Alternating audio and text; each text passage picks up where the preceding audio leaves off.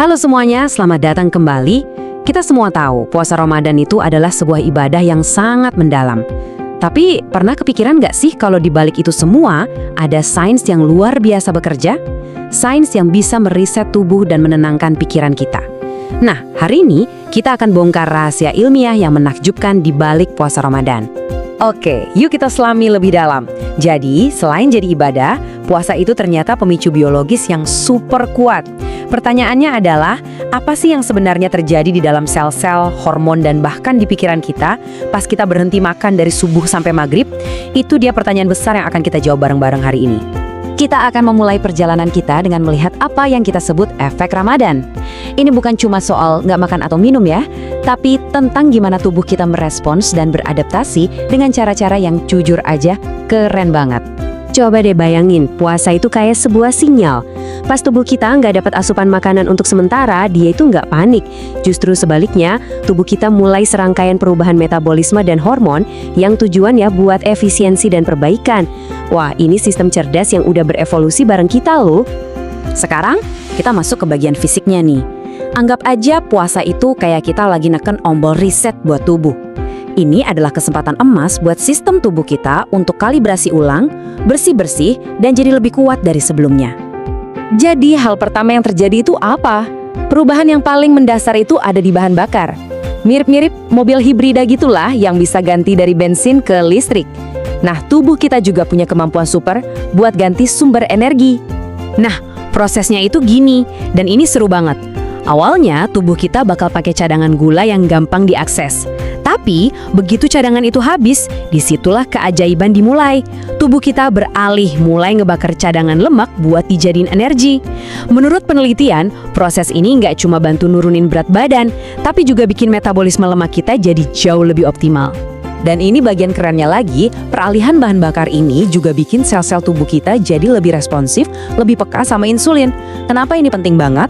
Soalnya sensitivitas insulin yang meningkat itu krusial buat menstabilkan gula darah.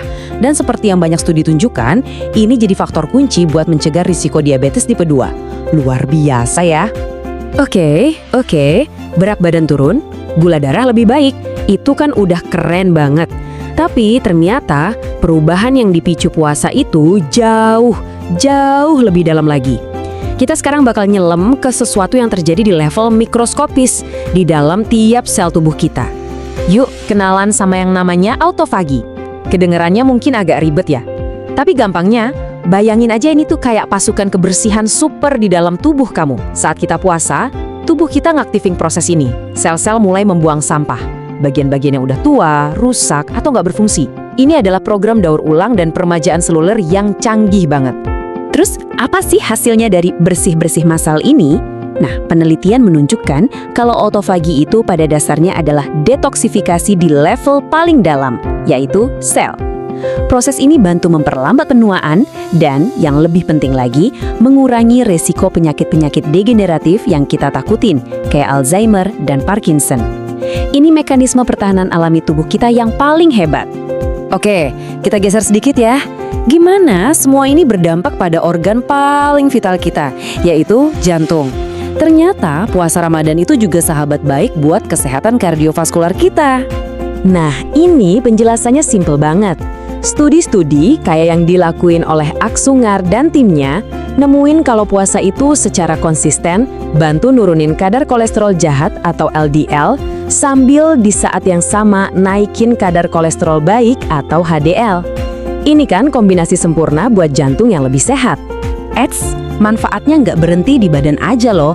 Pengaruh puasa Ramadan itu juga meluas sampai ke pikiran dan kondisi emosional kita. Ini soal membangun ketahanan mental dari dalam. Salah satu perubahan paling signifikan di otak kita adalah turunnya kadar kortisol. Kortisol ini dikenal sebagai hormon stres. Nah, dengan menurunkannya, puasa secara alami bantu kita merasa lebih tenang, lebih rileks, dan gak gampang cemas. Tapi, puasa itu nggak cuma ngurangin yang negatif, dia juga nambahin yang positif. Penelitian nunjukin adanya peningkatan produksi serotonin dan endorfin. Mereka inilah neurotransmitter yang bikin kita merasa bahagia, naikin mood, dan ngasih perasaan sejahtera secara umum. Jadi, kalau kita rangkum nih, efek mentalnya itu dahsyat banget. Kita ngomongin soal stres dan cemas yang berkurang, mood yang lebih baik, dan yang paling penting, kendali diri sama ketahanan mental kita jadi makin kuat. Menahan lapar dan haus, itu kan latihan disiplin diri yang luar biasa. Dan itu benar-benar mengasah mental kita. Sekarang, ayo kita sambungin semua benang merahnya. Ini bukan cuma tentang manfaat fisik atau mental secara terpisah ya, tapi tentang gimana keduanya bekerja sama, bersinergi untuk peningkatan kesehatan kita secara total. Peneliti Dwi Larasati berhasil merangkumnya dengan sempurna lewat kutipan ini. Puasa itu adalah strategi yang alami dan holistik. Dia bekerja di tubuh dan pikiran secara bersamaan untuk meningkatin kualitas hidup kita secara keseluruhan. Nah, sambil kita menuju akhir pembahasan kita, penting banget buat kita lihat gambaran besarnya. Wawasan dari puasa Ramadan ini bisa jadi lebih dari sekedar praktek sebulan sekali. Ini bisa jadi strategi buat kesehatan kita seumur hidup.